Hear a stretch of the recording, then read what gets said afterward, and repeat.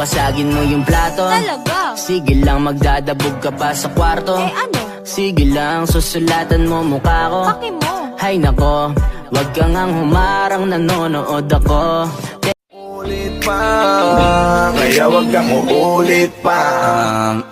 Huwag kang mangangamba kung iiwanan ka na niya. Huwag kang mag-alala kasi marami pang iba. Idaan mo lang sa tawak niya sa magpakatanga, hanggang sa masanay ka na, kasi ganyan talaga sila.